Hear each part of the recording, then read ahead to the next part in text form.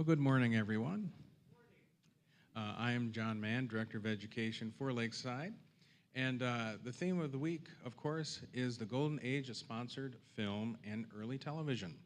And today's session is the Ohio Story, the longest running regional scripted radio and TV program in the country. And for our speakers, we're fortunate to have John Seidel and Jim Cully. John is the son of Frank Seidel, an American novelist, historian, educator, and broadcaster. His father wrote over 1,500 movie, radio, and television scripts and 3 historical novels. John has been a key partner in the Hagley Library project to preserve the films of Cinecraft Productions. And Jim is a movie historian working on the Hagley Library effort to preserve the films and records of Cinecraft Production, a film studio founded by his mother and father in 1939. For tomorrow, there is no 10:30 lecture here in Orchestra Hall. Reason being, it's the cottage tour, and I know the cottage tour typically takes the audience with it. So there is no 10:30. I've learned that from the past. However, there will be a 3:30 here in Orchestra Hall.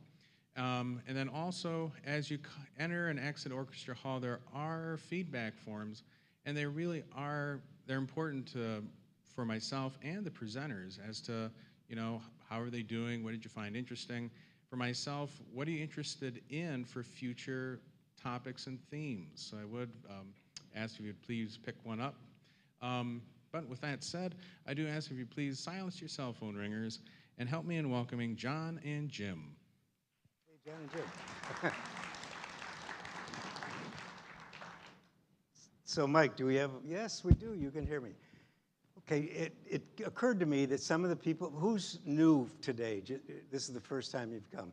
Okay, so let me give you just a little background. We started on Monday talking about what sponsored films are and the transition from radio to early television, starting about 1948.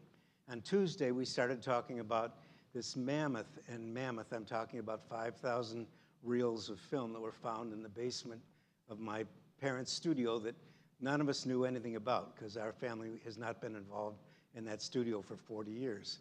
But the owners of the studio had not thrown anything out. They're like a lot of us at home, and they kept everything in the basement, two levels full of films, scripts, records, going back to the silent film era of 1924 is the earliest film we found.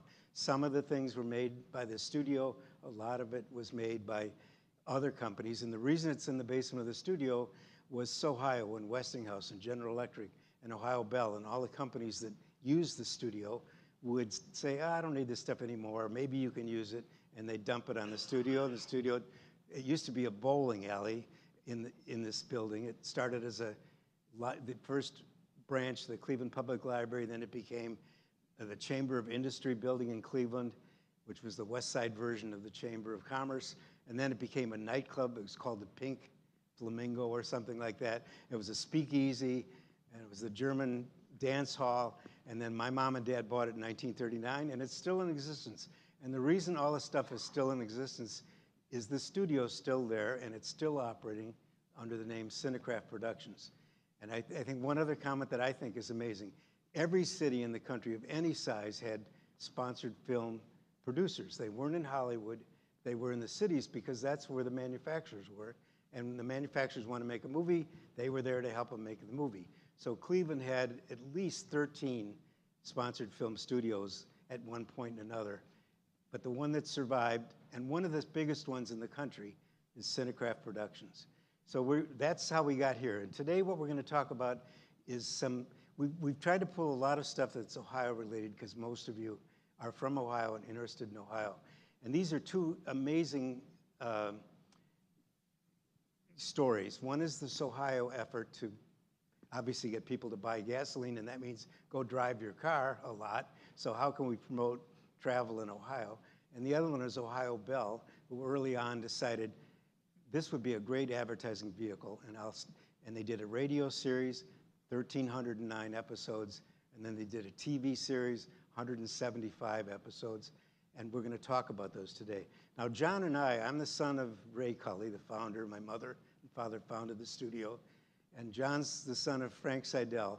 And our fathers were very much involved. They both had similar backgrounds. Dad came from Norwalk, Ohio. Frank came from Strongsville.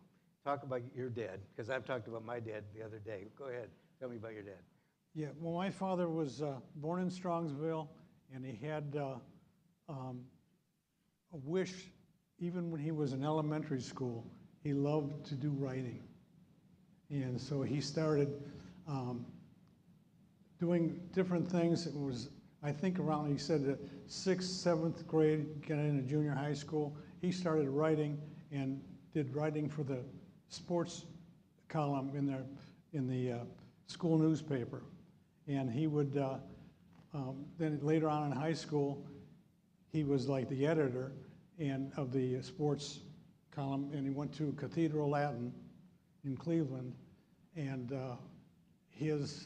one of his, I think it was Jesse Owens, who was he interviewed him, and he became, as you know, very famous. And I remember he said, I got a lot of people that were interested in me because they wanted me to write things about him. So he became very popular because they wanted to have him write columns about them and express what he could do. He later went on to graduated, and then he went to Ohio State University where he got his journalism degree in writing. And when he was at Ohio State, they had a small radio station there, and they would do broadcasting, and he would be like a narrator and read the news. He would write the articles for the news section, and he would actually do the announcing part of it, but he didn't really like the announcing part. He liked the writing part of it. So he went and he had some ideas in writing about doing a history of Ohioans, famous Ohioans. And this is when he was in college, he had this idea about, so he had and I forgot what he called it, but it was about Ohio, famous Ohio people, and it was before he started the Ohio Story later on, but he actually started doing these in broadcasting and as a newscaster about different Ohioans and stuff. So anyway, later on, he graduates, and then he goes to Pittsburgh, and he got a job in Pittsburgh with a radio station. I don't remember what station it was, but I know he was a newscaster there, and he didn't like that very much, but there was another newscaster, and the reason he got that newscaster job, to broadcast the news, was he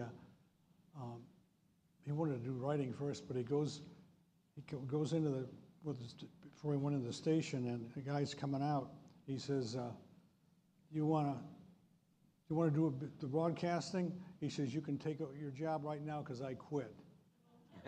And he really didn't quit, he was fired.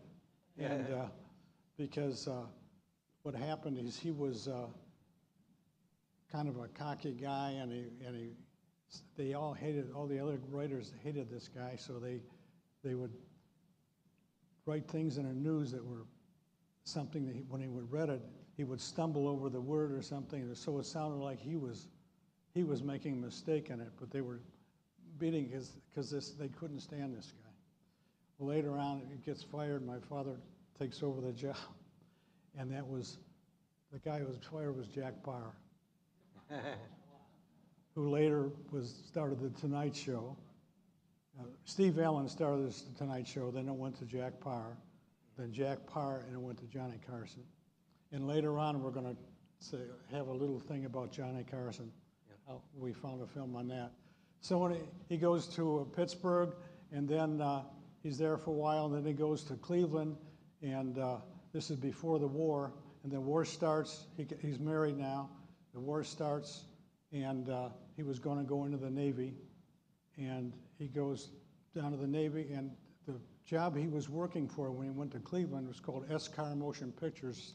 E.S. Carpenter. E.S. Carpenter. It was called S-Car Motion Pictures, and they were producers of films, and we have some of them we're going to show in here, but they got my father couldn't go in the Navy because Escar Motion Pictures got a contract from the Navy to do training films to teach, let's say, regular people who are getting drafted in the Army, or yeah, it was the Army or Navy, to produce films on how to repair diesel engines on the ships and stuff for the mechanics, because they didn't know how to do it. So they produced the training films. My father wrote the scripts, and my father ends up in Cleveland about 1939, and he also is making films for the military, some where they met, Frank Seidel and Ray Cullen. and that was what company is he working for? It was Tri-State, where Dad started. He came from Hollywood, where he'd been making some movies, he called his company Cinecraft, and Frank called his company Storycraft. And they got together. And they got together. And so I didn't know John. I'd never met him. I'd never met his two sons who were sitting right here for the first time I met them. But John says, I'll come down to the studio, we'll do a documentary. And this guy in this red, what is that? Firebird shows up, and this is John Seidel, Mr. Hollywood, I'm calling him right now. But anyway, he's a wonderful guy, and we're going to really flip through now some stories about how did these things happen. We're going to show you some episodes. We're going to show you Lifeline to the Islands, the start of it, which was the first TV Ohio story. And we're going to show you the 10th anniversary issue of the Ohio story, which talks about the history of this whole thing. And at the very end, and where you have to stop us, wave your hand, we've got a 30-minute film we want to play at the end, which is a phenomenal film called Invitation to Ohio with Hollywood actors in it. Frank Seidel thought of the whole thing, talked the governor into doing it, and I think you're going to like that film a lot. So let's see. First thing, I'm thinking my dad's so important. You know, he's a director.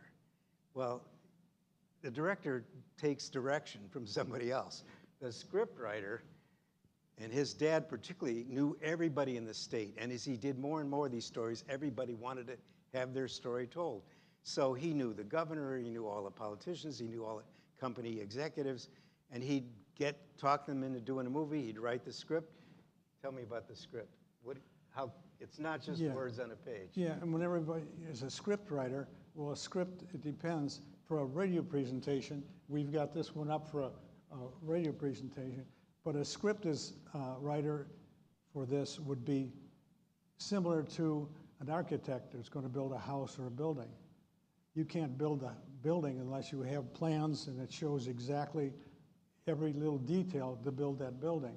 Well, a script writer has to, the presentation, especially on a radio, as you can see, there's a left-hand column which shows the announcer who's speaking, the music that comes in, when it comes in, and then you see on the right-hand side is what the script is, what's being said or read, and then who's doing it. In other words, you got announcer, music, theme, and the music theme, should I start that now or not? Okay. Okay, then we go to, when it comes up, then Waldrop. Oh, Waldrop, right. Yeah, he was the announcer who actually was a famous announcer in New York for symphonies on the radio. And remember, there's no TV. This is how everybody got their... It's 1947. Yeah. So this is how everybody got their entertainment, and everybody listened to the radio. And so anyway, we go down to the script. He would read the narration, and then music comes up, and then usually the announcer comes up and it says, the Ohio Bell, the telephone company, presents, brings you water opera, and he's got the announcing voice. So, but every little detail that's in here, as you see, is from the script. He thought up, and with his two-finger typing on a manual typewriter with a few carbon copies, and then they need more copies, so somebody has to go type that thing. It was a lot of work. And we're going to really fly through this. We're going to talk about the Ohio story in a second, but I really want to start with another thing that you guys got to think about called Let's Explore Ohio. It was a series started by Ohio in 1935, and it started as newspaper columns.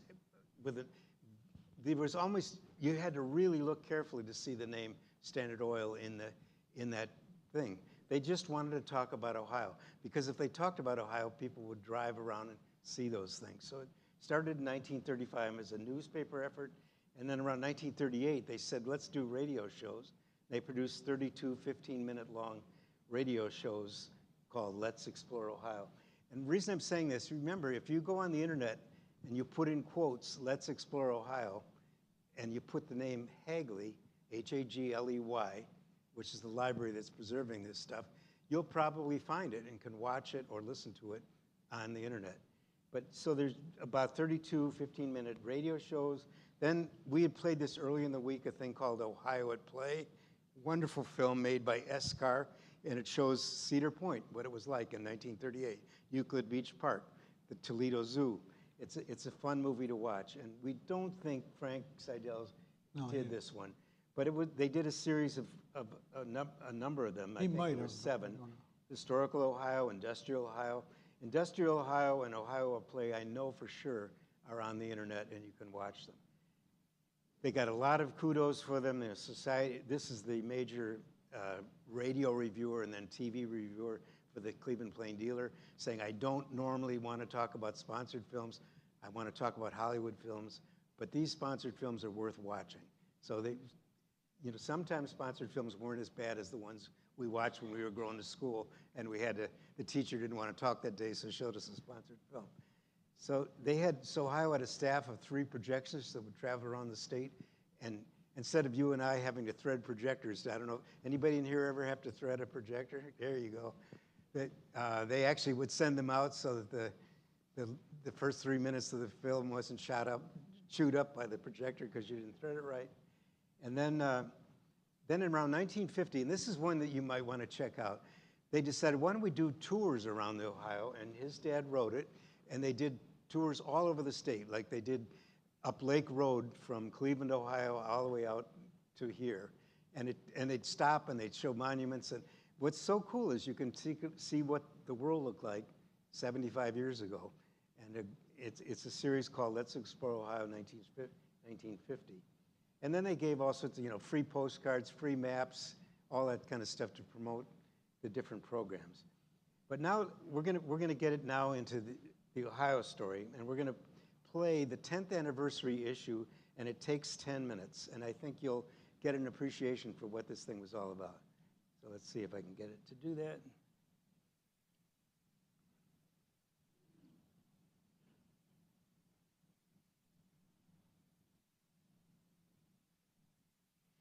This is the leader, so they know everything's going fast enough before the film starts.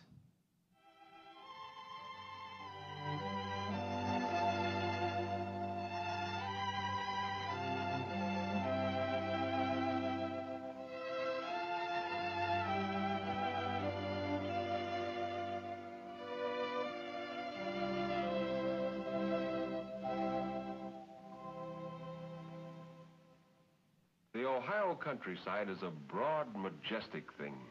It is clean and fresh and throbbing with the breath of life. You get to love the Ohio countryside if you swim in its streams, walk in its hills, work in its soil, or grow up knowing its peace and security. The Ohio countryside is the home of free people. And if you listen from the hilltops, you can hear its freedom ringing. You can hear it in the rumble of the presses, in the roar of the furnaces, in the snort of the shovels, in the swish of the paddle wheels, in the whistles of the long ships passing. You can hear it in the bells of the cathedral at Toledo, of the temple at Kirtland, the shrine at Cary. You can hear it in the sounds at sunset, the purr of the farmer's tractor, the lowing of his cattle as the day begins to close, the roar of the limited northbound from Cincinnati, the screech of the jet on the runway at Lockbourne. You can hear it in the silence of history's muted pages. For here in memory they live again, the valiant mothers, the forgotten races, the victorious soldiers, the honored statesmen, the bold adventurers.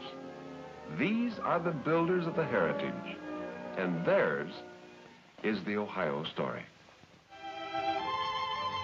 The time was 6:30.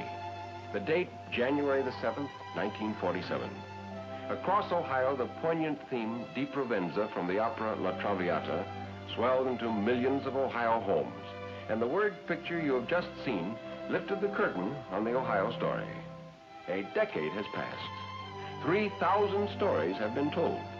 Children in the second grade who heard the first broadcast have gone on to college and have begun to write their own chapters in the Ohio story. On this anniversary, we invite you to look back with us to the very beginning of the Ohio heritage and forward to what's likely to come in the future chapters of the Ohio story. We present Mr. John Green, president of the Ohio Bell Telephone Company. On the first broadcast of the Ohio story a decade ago, a paragraph in the script read, "The Ohio story will be a record of achievement, a narrative account of a free and progressive people. Its purpose, to provide good listening, to increase understanding, to promote a respect for the past, an appreciation of the present, and a hope for the future." In the years that have followed, we have done our best to achieve those purposes. The Ohio story has won many honors, the greatest perhaps being that the governor and the mayors of 10 Ohio cities have proclaimed this to be Ohio Story Week throughout the state. If our program has been instrumental in preserving and promulgating the rich heritage of our homeland, we have achieved one of our major purposes in bringing it to you. For the recognition and reception you have given it, we are deeply grateful, and again, we thank you. Where did it begin, this Ohio story? Well, there were many beginnings, but none more evident than that day in the year 1788, when a crude river craft called Adventure Galley brought the men of the Ohio Company face to face with one of the greatest adventures of all time. The Ohio country was to them a land of promise and hope, a place to build a future for themselves and their children's children. Before them lay 40,000 square miles of wilderness, and to conquer it, they had brought crude and simple tools, a plow, axes, harness, and 30 pounds of personal baggage. But their principal tool had no weight. It was an idea expressed in words on paper called the Ordinance of 1787. It was perhaps the best idea that 5,000 years of civilization had produced. The paper said simply that in the Ohio country, men would be free to learn, to seek, to find, to explore, and to build whatever future their dreams would unfold and their resources permit. They were dreamers, these founding fathers, but in their wildest dreams, could they have foreseen the Ohio that was to be? The skylines that were to rise along her rivers, fill the valleys, crown the hilltops, and never end until they crowded the shores of Lake Erie. And behind these skylines, could they envision the pattern of life in Ohio today? The dramatic patterns of ships and slag and ore and coal. The founding fathers never dreamed it, but Ohio's greatness rests on its location as the meeting place for the ingredients of steel, where men are free to build as far as mind and spirit carry them. There are no limits to what they can accomplish. In Ohio, we can move mountains or create them. We can cause wind tunnels to blow faster than the speed of sound. And we control these winds and study them in order to build planes that will fly twice the speed of sound. In our day, as in theirs, we depend on the skill of our hands to earn our daily bread. We lead the world in pottery, in glass for the table, and glass for industry. We make more tires and rubber products than any state or any country in the world. Within our boundaries, the greatest stone quarries in the history of man.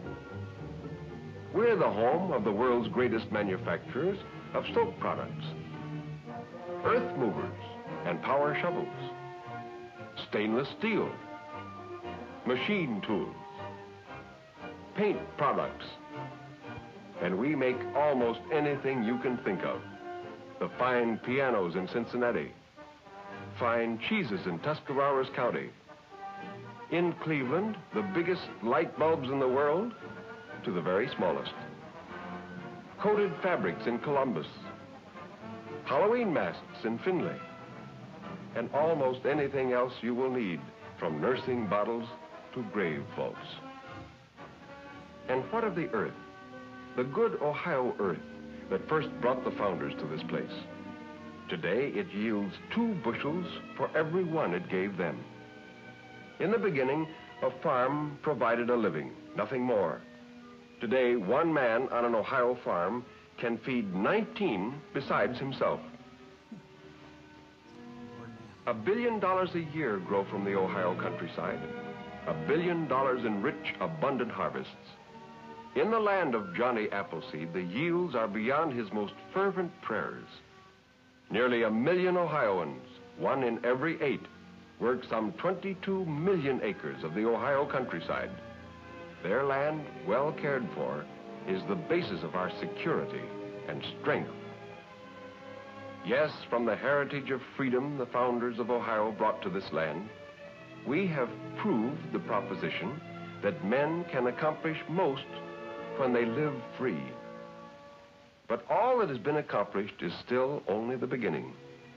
Today's frontiers are the boundless reaches of time and space, and we're still pioneering, probing worlds within worlds, searching for new truths.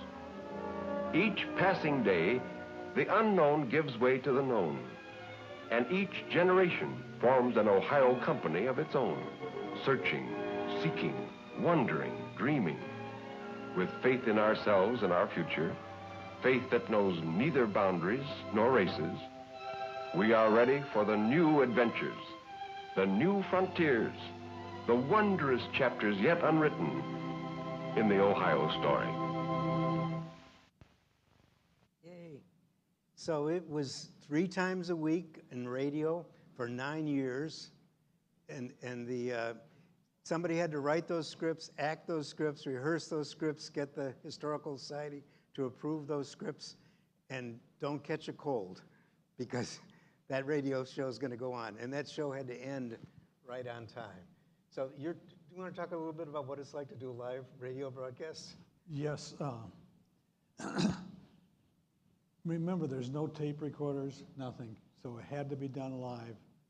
The script calls for actors and so forth. They had actors from the Cleveland Playhouse, professionals. They had narrators like Waldrop, who flew in from New York to do these live presentations. And you had to see the studio because I was a little guy, but I remember coming to see some of the broadcasts. And there was a control room with glass, and there was a studio on the other side of the glass. Well, on that other side of the glass, we have the control room behind the studio. The control room has the writer, the producer, the director, and they have to make sure that everything is going off live. Now, over the glass, when you go beyond that, they started rehearsing this at 3 o'clock in the afternoon for the broadcast, which was 7 or 7:30, something like that. And so they got together at 3 o'clock, the writers, the sound effects, they would lay out according to the script, and they'd take a look at everything It's like they had. putting on a new play 3 times a week. Exactly.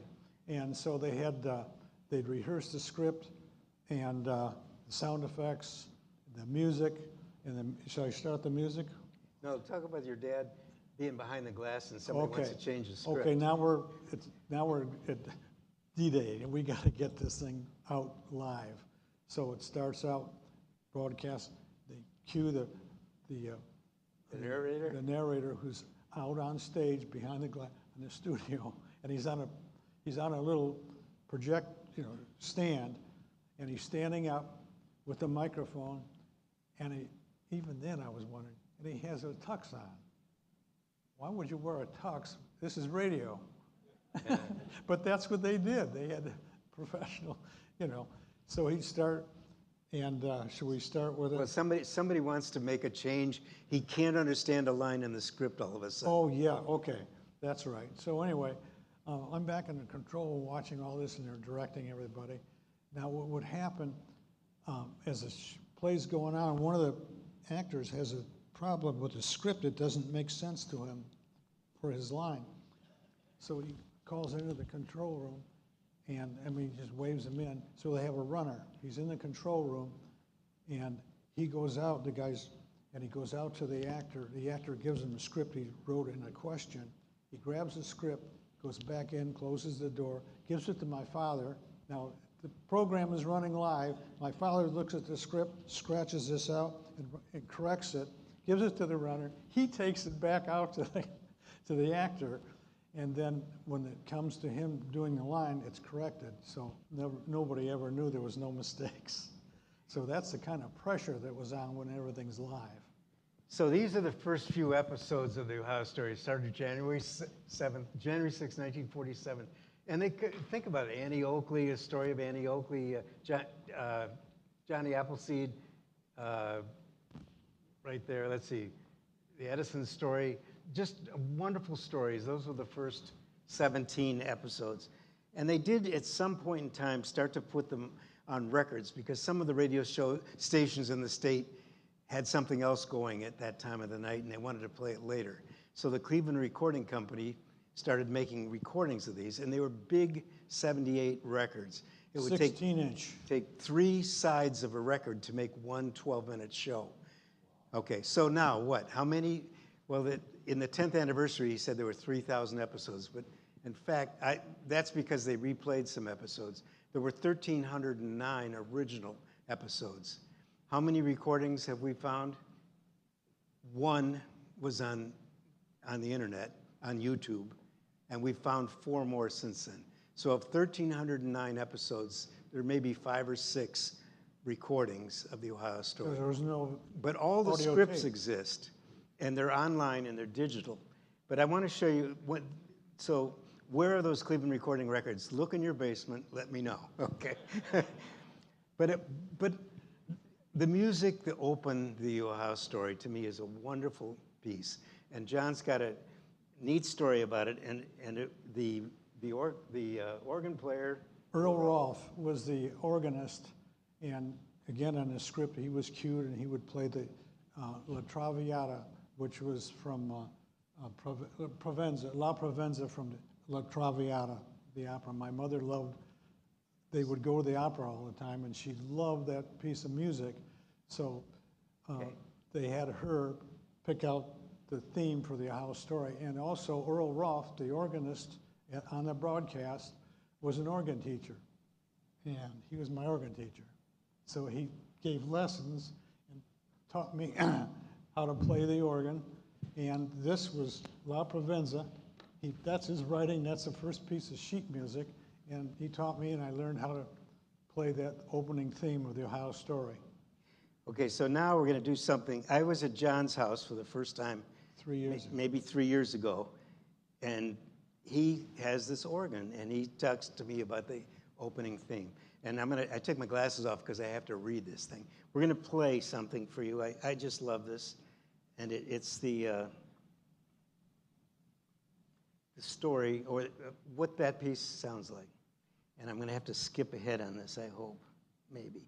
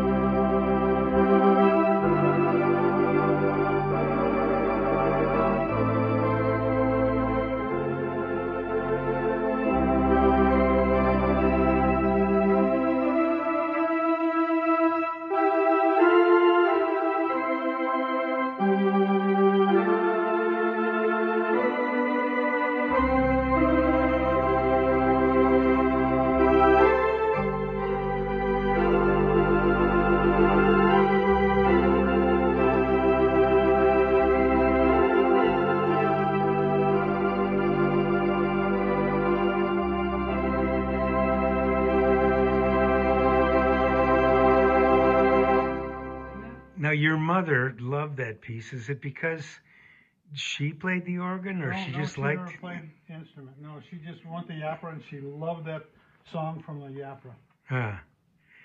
And we know now that, what was the number, like 18% of the households in Ohio at any given time when the Ohio Story was on were watching it and listening to that music, Exactly. opening it up. Exactly. So now we thought we would just take a second, and this is one of the episodes we found on recording, Zane Grey. We don't have time to play the whole thing. If you're really interested, please, email me, text me, or surf the internet and you can find it. But you can listen to these episodes. They are online. And I just wanted to play it. It's a radio broadcast, so we're not going to see any picture. Let's see if I can get this going. Ohio Bell, the telephone company, presents the Ohio Story.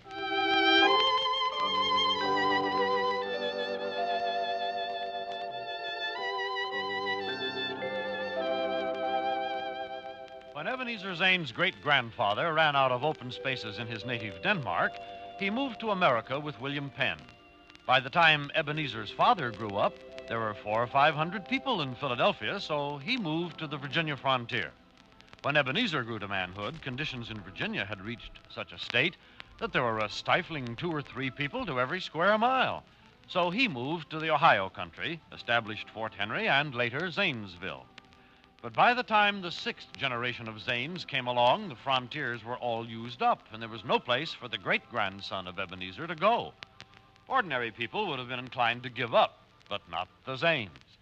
The great-grandson of Ebenezer created his own open spaces, and he shared them with millions of secretaries, office workers, and bank tellers all over the stuffy, crowded world. His name was Zane Grey. That was Robert Waldrop beginning another Ohio Story, brought to you by Ohio Bell, the telephone company. Except on Halloween, you wouldn't think of ringing someone's doorbell and then running away. And yet many of us do that very thing, unthinkingly, of course. When we place a telephone call, let the telephone ring only a few times and then hang up. When using dial telephones, it's much more thoughtful, and it may save another call, to wait for at least 10 rings before replacing the receiver. 10 rings is really only a minute on your dial telephone, and a minute is such a short time to spend when it means greater courtesy to others and greater telephone efficiency for you. Ohio Bell, the Okay, so you get the idea. They're great fun. And actually, since we have all the scripts, it would be great fun to you in this community, if you have a player group, to reenact some of the early episodes of the Ohio Story. It would be particularly neat if we already had a recording of it or we had it as a TV show, and to see how your version of it stacks up against what they actually put out on the air. So maybe we can come back next year and you can put it on for us. We'd love to see what it looks like. But we're going to talk about, we want to give some credit to these people that did these shows and talk a little bit about their background. By the way, when they were promoting it, they were really promoting these people, like Frank Seidel in the middle, and Waldrop on the left side, and Stuart Buchanan. So let me give you just a second. By the way, that's how many scripts of Ohio Stories there were, and behind it are some of the cans of film. There were a lot, and we believe we know where all the film episodes are, but the recordings, they're lost. So we know a little bit about Frank Seidel, and he was a really important guy in the state. And even when they were advertising a special Ohio Story, they'd put Frank's picture in it.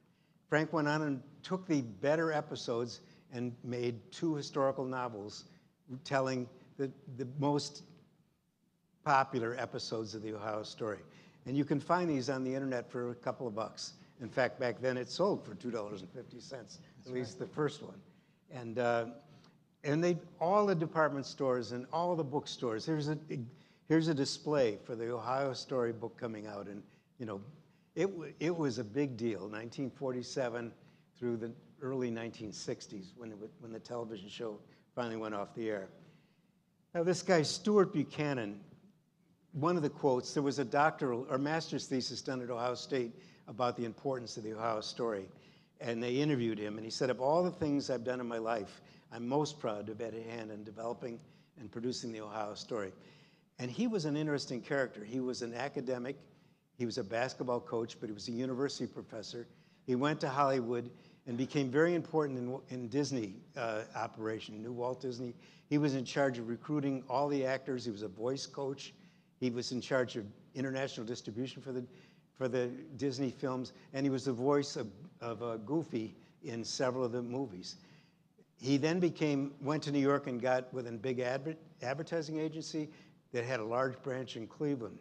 And they asked him to come to Cleveland and to do the Ohio Story with Ohio Bell. And he came and he stayed in Cleveland and produced 1,309 radio shows, 175 TV shows, and never missed a performance, never missed a rehearsal. So quite a guy. Again, this is what the scripts look like. They're bound and they're down like Cleveland History Center. The Columbus Public Library has a set. The Ohio Genealogical Society has a set. And two of those, Columbus and Ohio Genealogical Society, have digitized all their scripts and put them online. This Robert Waldrop was a character. He was, before Nelson Olmsted took over, he was the voice of Edgar Allan Poe out in Hollywood. And he did the narration for the Ohio Story when it was on TV. But Robert Waldrop was the narrator when it was on the radio. And back then, radio announcers were a big deal. And this is a magazine you could buy in the newsstand for 15 cents. And it was like a movie star magazine, except it was pictures and profiles of the radio announcers. So he was to be promoted by NBC as one of their big announcers was a big deal. And another guy that doesn't get much credit, Anson Hardman, was actually the guy at Bell Telephone that found the money and had the idea of doing this and supported it. And actually wrote a lot of the, here's a story we ought to do. And John went down, tell me about that. You went down to the Cleveland History Center and you're looking through Anson Hardman's collection, and what'd you find? Well, we found letters. You mean the letters? Yeah. We got the letters out, and we're looking through these, and it's a letter from, one was DeVilbiss Corporation, and it was a letter to this Anson at Ohio Bell, and it said, we would like you, we have a series of radio stories that we've heard on the radio, Ohio Story, about this firm. And one of them might be Procter & Gamble. It might be the history of Procter. And of course, we'd like to have you do a story about our company. So, because they didn't want their competition having this publicity, free publicity about the history of their company. So he was getting inundated of all these company presidents, because these presidents were listening to the Ohio Story and they were going, wow, we got to get these, have it do it for us. So it was unbelievable. It was a big deal. So now we're gonna do real quickly, because I'm watching the clock and we've got about 10 minutes more talking and then we're gonna get to the movie. My two favorite episodes of the Ohio Story, one is the taming of Lottie Moon. She was a Confederate spy, true story, living in Ohio, was in a carriage with Abraham Lincoln, could have killed Abraham Lincoln. She was a Confederate spy. It's a very interesting story. Frank Seidel wrote it up as a radio story, and we have the script. And then he made it as a TV story. When Ohio Story went to TV, we haven't found that yet. We don't have that script. But then he did Cavalcade of America for the DuPont Company. And who's the lady on the right? Can you tell? Lucille Ball played Lottie Moon. This is before she was a comedian. She was a serious actor. And it's on old-time radio. If you can look for that on the internet, you can listen to Lucille Ball doing the Taming of Lottie Moon, written by Frank Seidel, and another episode of the Ohio Story. So that's, to me, one of my favorites. And this is a really weird one. This is the day the bomb falls, and there were 3 episodes, I think. Because of the stark detail presented in the scripts, the producers of the Ohio Story have taken special precautions to avoid a man from Mars panic, such as the one that followed the Orson Welles broadcast several years ago. But the belief at that time was that the bombers were going to fly over Canada, across Lake Erie, and bomb Cleveland.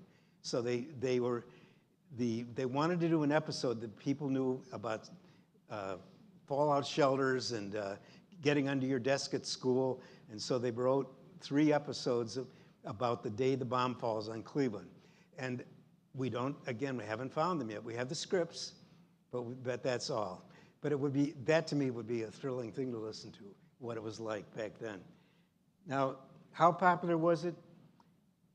This is the Columbus, Ohio Dispatch. There's never been or will ever be a radio series that commanded the respect and attention of the state, or for that fact, the nation. The Ohio Story reached its peak in the heyday of radio, the late 1940s. Only one show in the nation had a higher rating. That was the Jack Benny Show. So it was a big deal. And the last radio show went off the air in 1955. And now we want to talk about the TV episodes. They started in 53. So imagine the scriptwriter. He's now writing for TV and he's writing radio scripts. So he's a busy man. And my dad was the director of all the TV episodes. That ran to 1961. And there was about one a week is what they had to produce. I particularly like this picture. That's Nelson Olmsted and what they think an astronaut's going to look like. And that's Frank Seidel, the scriptwriter, standing up. That's Stuart Buchanan, the producer, the guy from Disney that came to Cleveland to become the producer of this. And that's my father in the other chair. And that's how crowded sets were when you're making a set. So once a week, they had to make many new sets to be able to make these different episodes. Nelson Olmsted, again, was the voice of Edgar Allan Poe, and great voice. And if you read his Wikipedia entry, he talks about the Ohio Story episodes that he was involved in.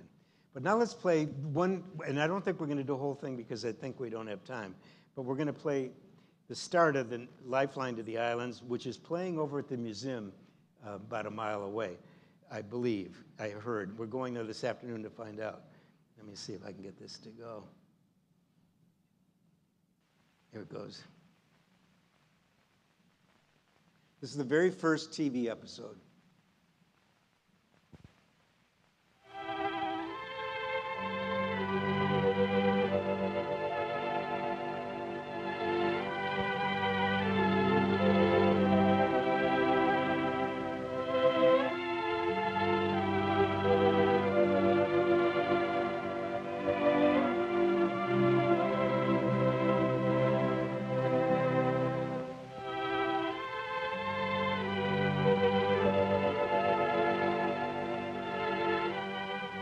They say Milt Hirschberger is the lifeline to the island. And next to the Perry Monument, the island's most familiar trademark is Milt's fleet of 20-year-old Ford tri-motor airplanes. Milt's airline makes 2 flights a day, rain or shine, winter or summer, $2 per person, 25 cents for groceries, pianos, Christmas trees, high chairs, television sets, a cent a pound. Now, to understand Milt Hirschberger's vital chapter in the Ohio story, you have to study the lay of the land in the island country. Famous as Ohio's vacation land in summer, the islands are bleak and desolate and icebound in winter, when the only means of transportation are the planes of the Island Air Service. The home port is at Put-in Bay, population 500. From here, there are 2 flights a day to Middle Bass, population 50, North Bass, population 75, Kelly's, population 255, to the mainland at Port Clinton. The Island Air Service also stops off at Rattlesnake Island once a week, population 2. Now, the people who live on the Lake Erie Islands get mail and newspapers like people anywhere else. They go to the stores and select their needs from well-stocked shelves. They get their work done from day to day. They eat and work and sleep and go about raising their babies much as people do anywhere else on Earth. The island folks can live like people anywhere else primarily because of 4 remarkable airplanes and 1 remarkable man. The planes are the last of the Ford tri-motors, a design that has never been equaled for high payloads and short takeoffs. In 1938, Milt Hirschberger bought up the company's entire spare parts inventory and has enough replacements to keep his planes in the air for years to come. But even more interesting than the planes is the man behind the island airlift, an aviation pioneer and one of the nation's great pilots, Milt Hirschberger. Now, Milt's partner in life and in the lifeline to the islands is his wife, Thelma. She operates the office and kind of administers to the transportation needs of the islanders. Tony's place wants a case of Cokes. The daily baby is low on diapers. Mrs. Milt logs everything. By 8:45, all the requests are in, and Milt's ready to take off on another trip. The windsock's a bit informal, but it tells Milt which way the wind is blowing. In winter, the weather gets a little rugged around the islands, but it seldom bothers Milt. In the 19 years he's been making these rounds, he has missed only 14 days. In about 5 minutes, Milt will land at Middle Bass and then North Bass, where there'll be people waiting to make the trip to the mainland. Years ago, before Hirschberger, when winter descended on the islands, the people would cross to the mainland only when emergencies demanded it. Ironclad boats, which would slide on ice and float in water, were the only means of crossing. Death by drowning and exposure were common tragedies then, but Milt's changed all that. In about 20 minutes flying time, he's called at the islands, picked up the passengers and freight, and is coming in for a landing at Port Clinton on the mainland. Okay, we're going to end because we're running out of time. But it is a great film, and it's online. And I think, again, in quotes, Invitation to Ohio and the word Hagley in your Google search, Hagley, you can watch the full episode. But we now want to talk about a movie called Invitation to Ohio. It's about a guy who has a peanut wagon. And it's starring Wally Cox, of Mr. Peepers fame, from Hollywood, and John Denner, who played the bad guy in a lot of old movies. And the Cleveland Orchestra did the musical score. Zoltan Rosnier, who was the conductor for the Cleveland Orchestra, led the orchestra in it. It was written by Frank Seidel. Talk a little bit. How did he talk the state into doing that film? Well, he was good friends with Governor Rhodes. As a matter of fact, he wrote a lot of the campaign speeches for Governor Lausche. And when Frank Lausche was running for mayor of Cleveland, he wrote his campaign speeches. Then then he went on to governor, and he goes senator or not? I can't remember. He was governor. But and then same with Rhodes. Jim Rhodes was a good friend of his. He wrote his campaign speeches when he was running for governor, and so they were good buddies. And and also his fame is that here's the author of the Ohio Story, which everybody knew because it was radio. And when it was on the radio, it was by Ohio Story written by Frank Seidel. So that name Frank Seidel was in everybody's minds. When I was in school, everybody thought that Frank Seidel was the guy who was telling the story. That was the narrator, but they always thought it was my dad who was telling the story. But anyway, he decided, the governor, they wanted to do a film about bringing industry into Ohio and recruiting people. So it was what, Ohio Bell sponsored it, and the State Development Office for Ohio. And so they got the money to put this together and to create the vehicle on the script about telling everybody about what's the advantage of Ohio for industry, to bring your business here or your factory, whatever. My father, and it goes back to our family, my father loved making popcorn balls. And he loved it. He used to make them like at Thanksgiving time and Christmas, and he would make popcorn balls, and he would make it from the Carol syrup and mix up, boil everything for the stuff, and he'd make the syrup, and we'd make the popcorn balls. And I remember him saying, you know what, I'm never going to retire. He says, what I want to do is on the corners at the downtown Sandusky, but by the center thing, there's a peanut wagon there, and it's been there. I remember going up as a kid. It was always on the corner, and we used to go and get popcorn balls from it. My father says, you know what I'm going to do someday? He says, I'm going to buy me a peanut wagon, and I want to make popcorn balls. So, so we're going to now. That's the introduction of the movie. We're going to start playing the movie. I just want to remind you, tomorrow it's 3:30, John. We're going to show two great movies. One's called Long Ships Passing, about the history of the unique ships on the Great Lakes.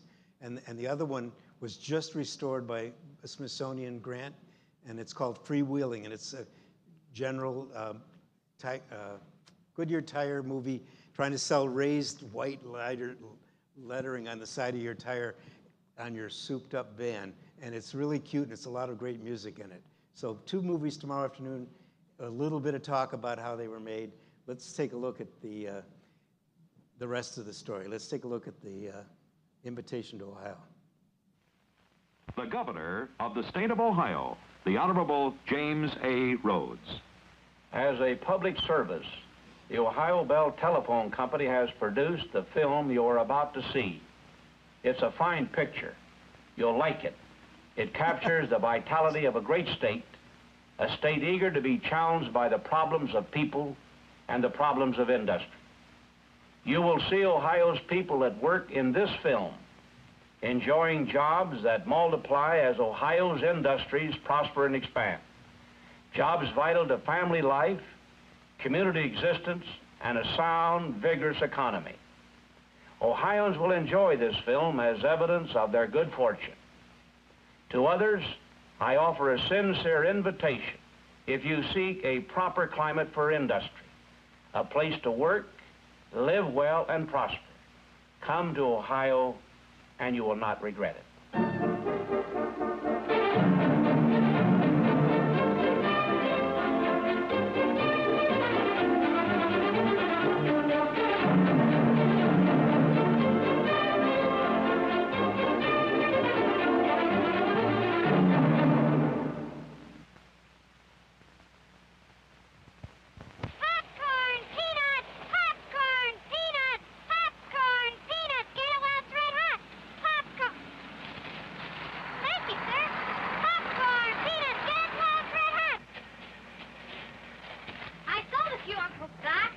Good man, Hubert. We better make some more. You're right.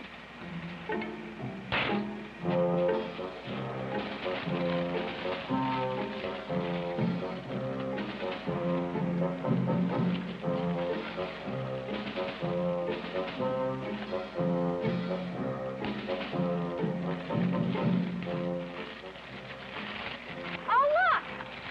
There comes Mr. Worthington. Well, wait up. He'll probably give you a ride home.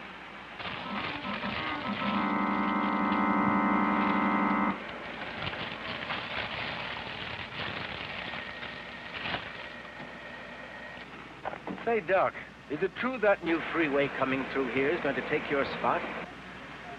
Well, I told the guy you'd be mad about it. Oh, we argued something fierce. But it's true. Now, you come around to my office in the morning. We'll find a good place for you in our parking lot or somewhere. Oh, boy, that means you can stay, Uncle Doc.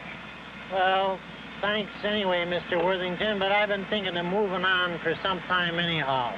Have you any particular place in mind, Doc? No, just someplace that's growing. Someplace that I'd like to get an independent establishment like this. Strictly a quality house, you know. I sure do, and so do my grandchildren. Oh, by the way, I want a dozen popcorn balls, but don't put them in the regular bag. The kids recognize that, and I'm supposed to smuggle them in. Oh, gee, I don't have anything else. Here, use this. I'm finished with it. Okay. Profit is not a dirty word in Ohio. Ohio's undergoing some refreshing changes these days. State government is taking on a business-like complexion, and the changes are showing up directly in the business climate. For details, write to Director, Department of Development, or call collect. Let me see that again. Say, Mr. Worthington, would you mind if I use the telephone in the guard shack? I'd like to make that call. You can use the phone here in the car. George, get this number. Thanks, George. Come on in, Doc. Make yourself comfortable. Oh, thanks, Mr. Worthington.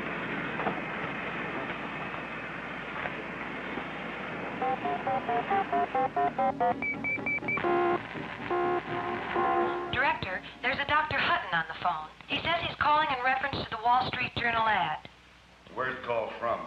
It's from a car listed to the president of United Supertronics International. United Supertronics? United Supertronics? You Sure? I asked, and that's what the man said. Get Norm in here. I'll put it on the conference phone. Hello? This is the director speaking. Dr. Hutton, I understand? Not doctor, just Doc. Say, I read your ad in the Wall Street Journal. Yes, sir. And, I've got a little popcorn stand up here. I've been thinking of making a change for some time now. Yes, sir. We know all about that little popcorn stand. Well, we'll do anything within reason to locate it here in Ohio. You will? Certainly. We'll find you a site. We'll get you financial help if you need it. We'll find you all the scientists and technicians you need. Scientists and technicians? You bet. Nobody's got a corner on that market, believe me. A corner market. That's just what I've been looking for. Well, look, Doctor... Doc. Doc, why don't you come out here and let us tell you our plant location story? Okay, goodbye now. I've just been invited to Ohio.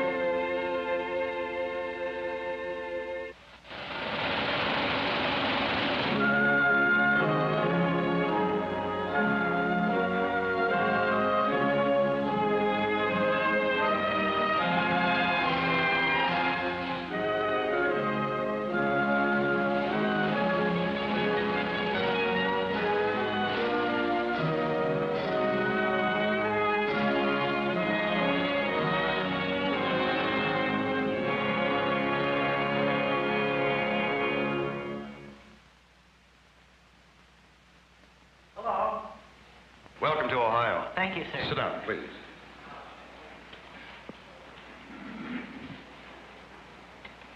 Yes, sir. Ellen, will you send George in, please? So, now, Doc, I don't know how free you are to take us into your confidence, but if you can answer a few questions, we'll see what we can do to meet your requirements. All right. Let's start with transportation. Will you be bringing your raw materials in by water, by truck, by rail? How? Well, I guess you'd say by truck. Use water at all? Oh, I do. Doesn't everybody? Okay. Now, your principal markets, who do you sell to mainly? Oh, anybody who comes along. I see. Well, let me put it this way. Do you do much foreign trade? Well, one time a couple of Eskimos stopped by in a Volkswagen, but that was pretty unusual. I see. Oh, George, I would like to have you meet Doc Hutton. This is George Farron. He's my assistant. Well, now, Doc, I guess we can get at this easier if you ask the questions. What do you want to know? Well, everything. I mean, this is a pretty big decision, and Ohio's a mighty big place. We can show you around, Doc. But the expense? We'll hitchhike.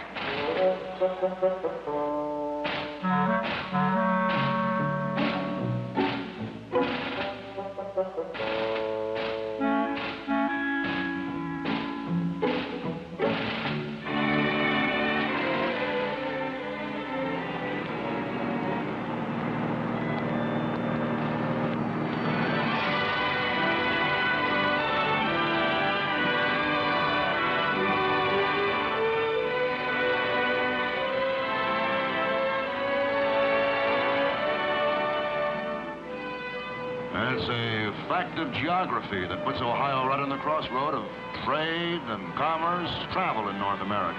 Here, do you want to hold this, Doc? Now, here's the interstate highway system in Ohio. We were among the first of the states to start construction of our portion of it, and we'll probably be the first to complete it.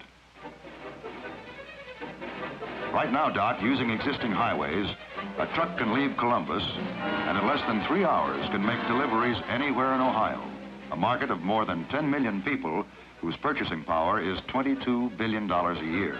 Overnight, that truck can be anywhere within an area that contains 1/3 of the population of the United States, 6 of its 11 largest cities, and a market with purchasing power of $165 billion a year.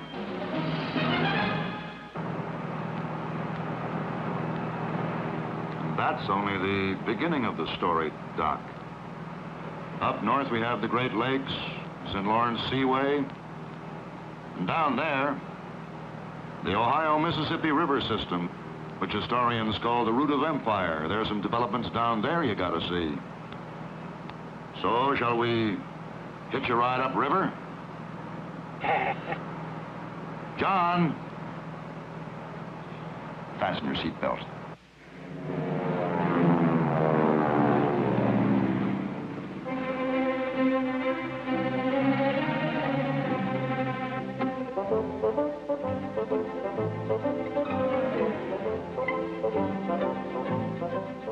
You know something, Doc? This lock and dam is part of a billion-dollar program the Corps of Engineers has underway on the Ohio. And when it's done, the Ohio River will be the most important waterway in the world. Now, let me tell you why this kind of planning makes for sound economics. Along the river, growth industries in chemicals, aluminum, ferroalloys, petroleum, atomic energy, steel, and others have moved into Ohio or expanded here to create a multi-billion-dollar industrial empire that makes this region one of the fastest growing in the world today.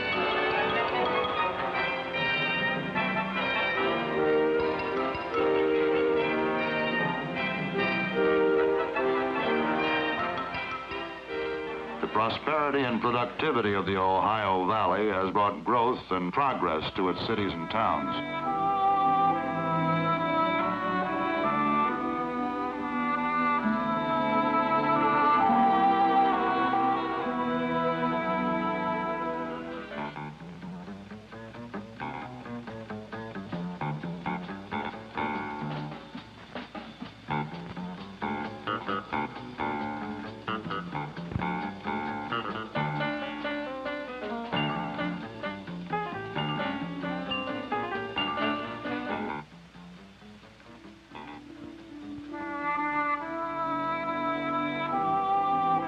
Flood control programs of the past decade have changed the face of the land and have paid extra dividends in natural beauty and recreational facilities.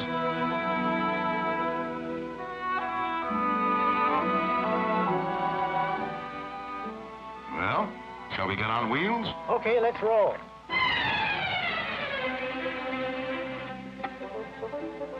Now, Doc, up north here, along Lake Erie, coal and iron ore come together to create a steel economy and a vigorous society. Since 1959, when the first deep draft ocean-going vessels came down the St. Lawrence Seaway, Ohio's lake ports have been regular stops on the trade routes of the world. Ashtabula handles overseas shipments for the important rubber industry. Commodities totaling more than 90 million tons move through the Seaway ports every year. The Port of Cleveland handles vast tonnages of bulk commodities, particularly iron ore.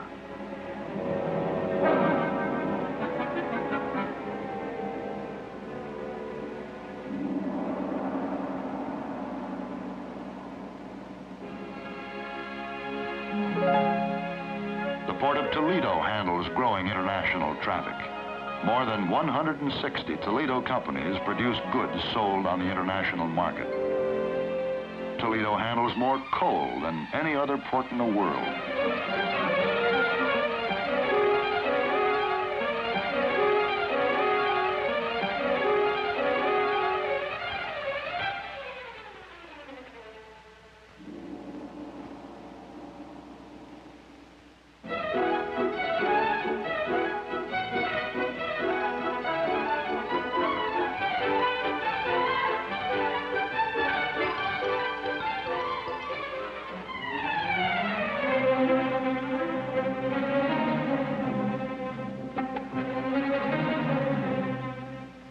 This growth story has been repeated all over Ohio, Doc. For 20 years, this state has been growing faster than the nation. The steel industry alone has invested more than $750 million in Ohio in the last 5 years. Typical of the kind of progress you see in the Ohio steel industry today is the basic oxygen furnace.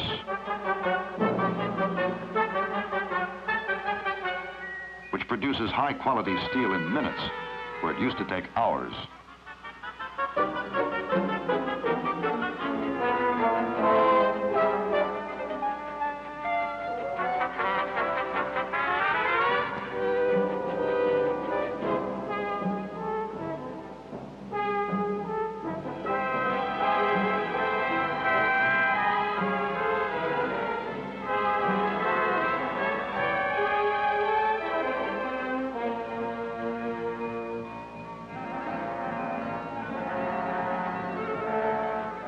Produces nearly 20% of the nation's steel, and the industry's payroll in this state runs more than $800 million a year.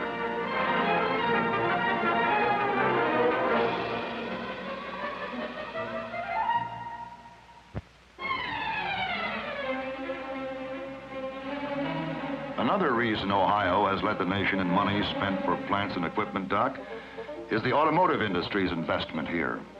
Since 1959, nearly $250 million worth of plants and facilities have been built in 75 Ohio cities.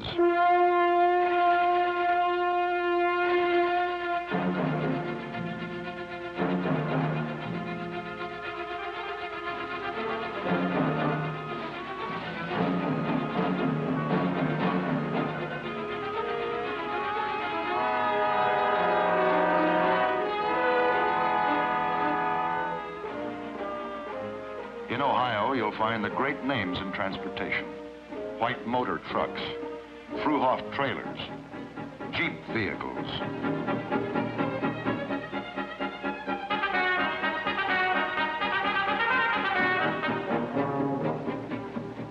Along with Chevrolet, Ford, and Chrysler, they have put a second in this dynamic industry. And if our present rate of growth continues, we'll be challenging for first before too many years.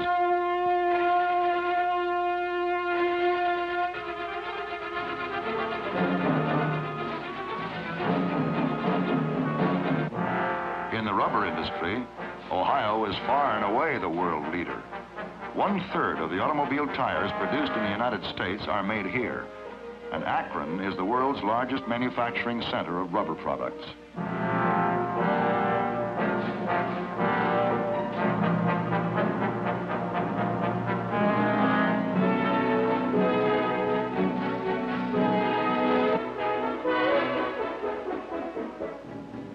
The diverse skills of Ohio workmen are well known to the great names of American industry. General Electric builds everything from jet engines to light bulbs in plants located in 33 Ohio cities.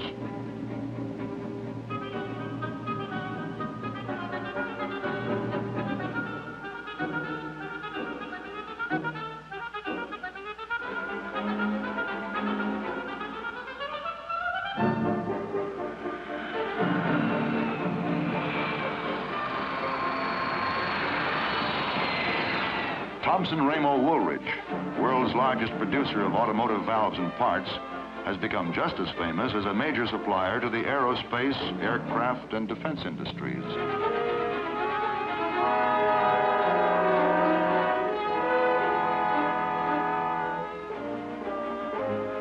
In addition to its huge plants at Cleveland, Lima, Mansfield, Columbus, and other Ohio cities, Westinghouse Electric has located major warehousing and shipping operations in Ohio.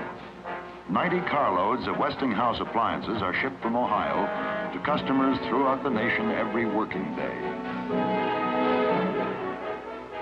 Ohio ranks first in the production of vitreous enameled metal products.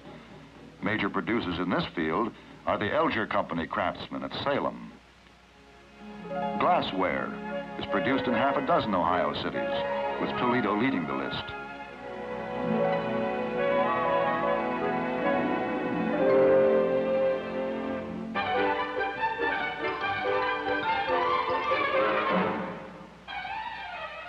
Western Electric plant in Columbus is a major manufacturer of telephone switching equipment.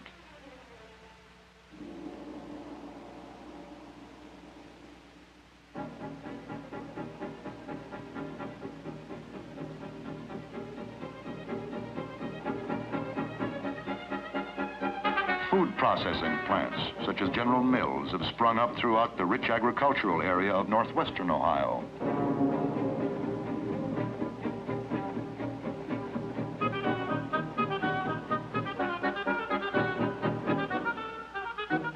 West Central Ohio, around Dayton, has an impressive record for precision manufacturing.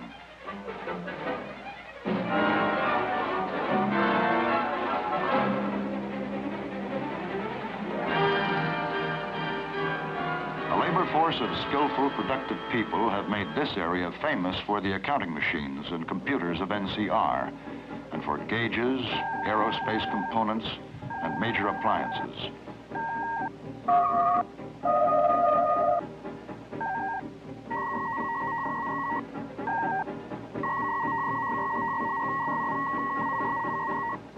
Versatility is the word in Ohio, Doc. We rank high in such industries as paints, machine tools, paper, well, whatever you need. Chances are we make it in Ohio.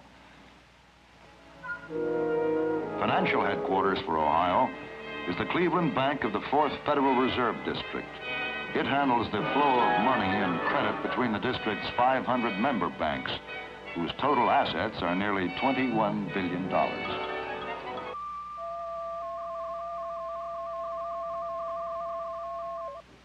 One of the prime assets of this state is its communication system, unsurpassed anywhere in the world for speed, efficiency, and versatility.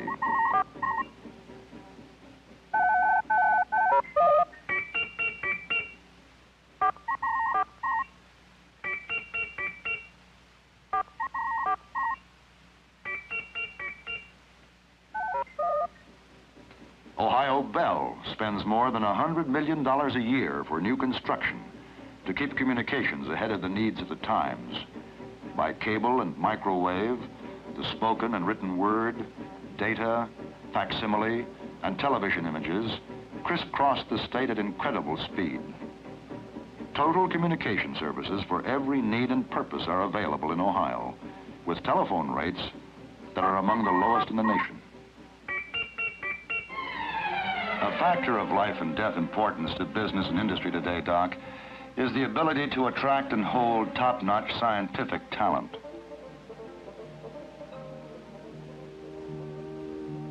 Now, here in Ohio, industrial firms maintain some 425 research laboratories, employing 30,000 scientists and technicians. All of Ohio's great steel companies maintain far-reaching research and development programs. Typical of their work is the development of a method for the direct reduction of iron ore and a continuous process for converting it into superior steels for the space age.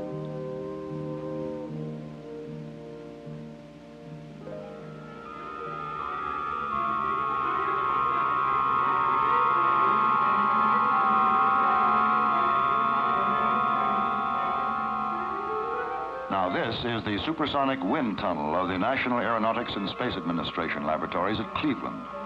Here, and at the Plumbrook Laboratories near Sandusky, 5,000 scientists are engaged in developing propulsion and power systems for space vehicles. Cleveland is today the world center for open heart surgery.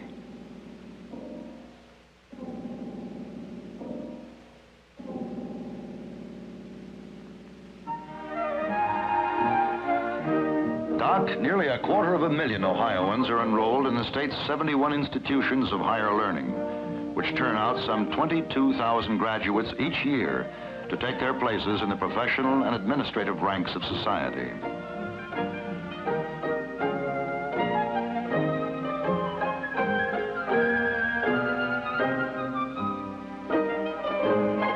The state's system of higher education produces 3,000 scientific and engineering graduates each year, along with 700 master's degrees and 200 doctorates.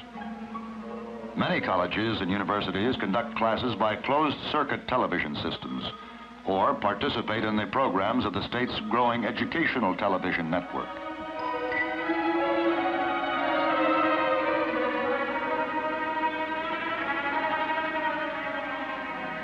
School systems in more than 80 communities teach 500,000 students each year by television.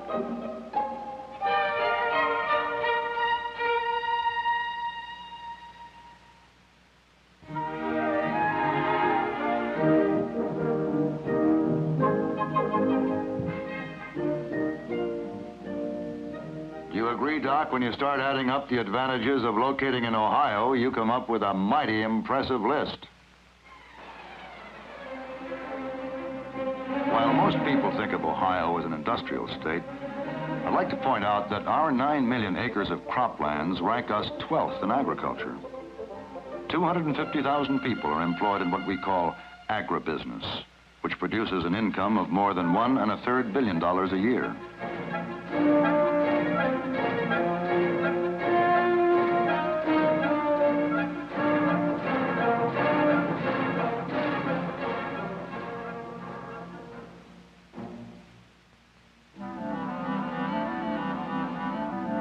Processors such as Heinz, Campbell, Hunt's, and others are expanding their plants to make Ohio the leader in tomato processing.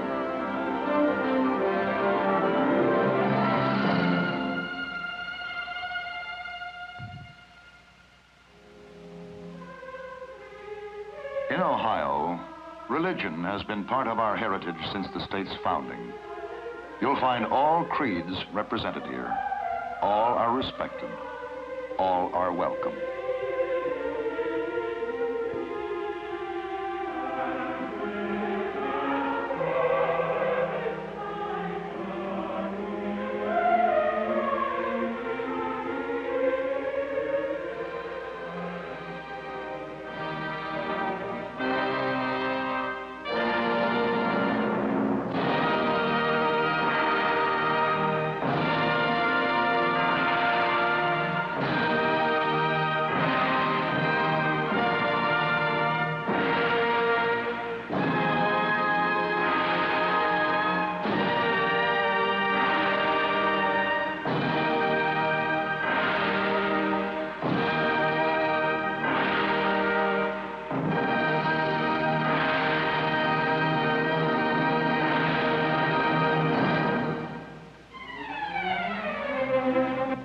Prosperity, Doc, you might think life in Ohio was all work and no play.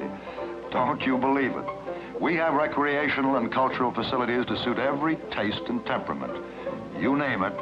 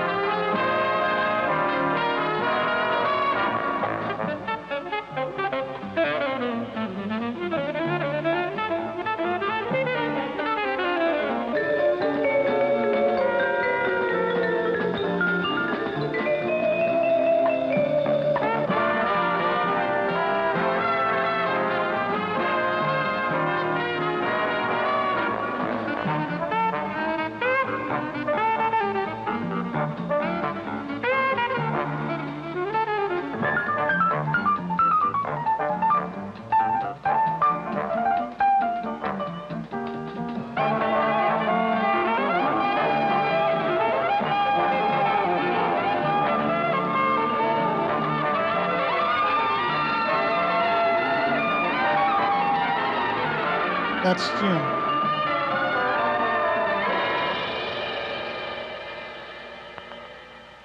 He had 1 second.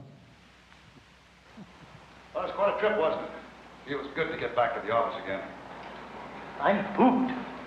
Well, why don't you make yourself comfortable? Want to take off your coat? Well, things sure are booming in this state. Wait till I tell Mr. Worthington. Or maybe you'd rather I didn't say anything. Rather you didn't say anything. Well, maybe you got so much industry you don't want any more. Well, look, Doc, no place ever has enough industry. For industry means jobs, And it's jobs, people working, earning, growing, living, that build our cities and give meaning to our lives. Ohioans know their security and prosperity come from jobs. In the history of this state, industry has never been asked to bear unfair tax burdens. We in Ohio do everything we can to help our industries grow and prosper. Well, they sure seem to be doing that. If I move here, I'm going to have to build me a bigger wagon. A wagon?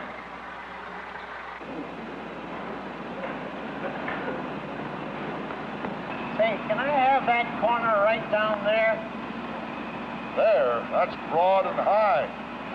What can you possibly do there? Just give it to me. I'll show you.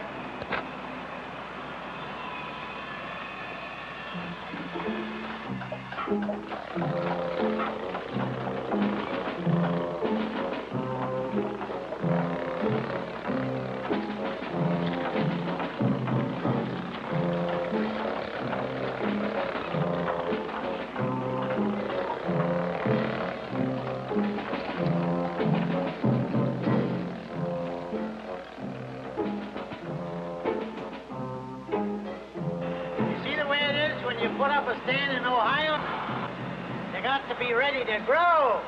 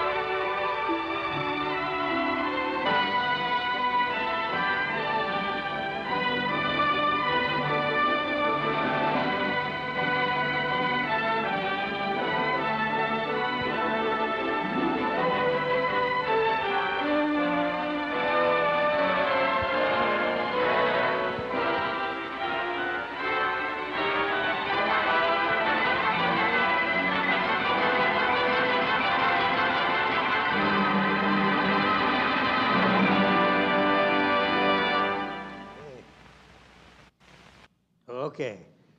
Anyway, they did 800 different scenes all over Ohio. And that director was crazy who did this film, Julius Potashny. He didn't know what a budget was. So if you're on a barge, the barge had to be moving. If you're in an airplane, the airplane had to be flying. In sponsored film world, unlike theatrical, where you pay for tickets and make money because people go to see it, in the sponsored film world, you start with a budget. And if you go over budget, you know, it's out of your profits. So No, Julius, you got to tell them the ending, how that ending happened. okay, do that. No, you tell them how much, because Well, that ending was not the way it was supposed to end, but when they're shooting at the Capitol, they looked across the street and there's a construction site.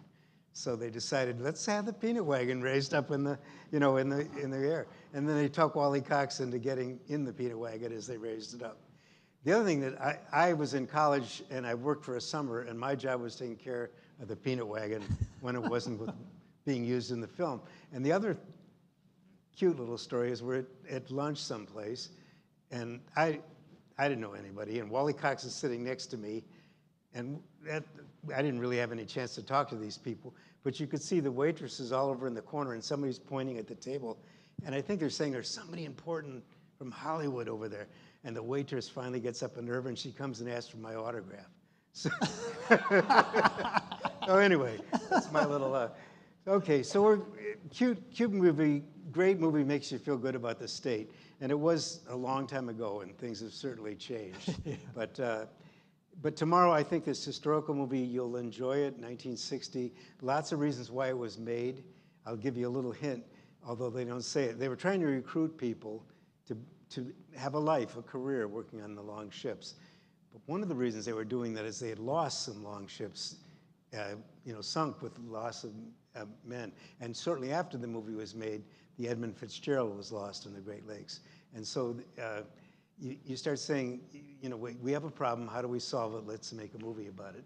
And the same thing with the freewheeling movie. I think it was a period of our lives when that industry was very important. And it's a neat film to watch. They say it's one of the greatest visual representations of what it was like in the band culture.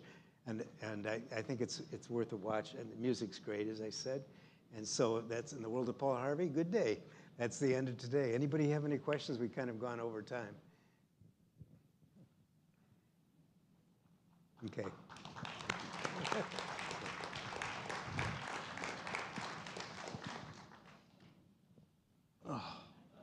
Oh.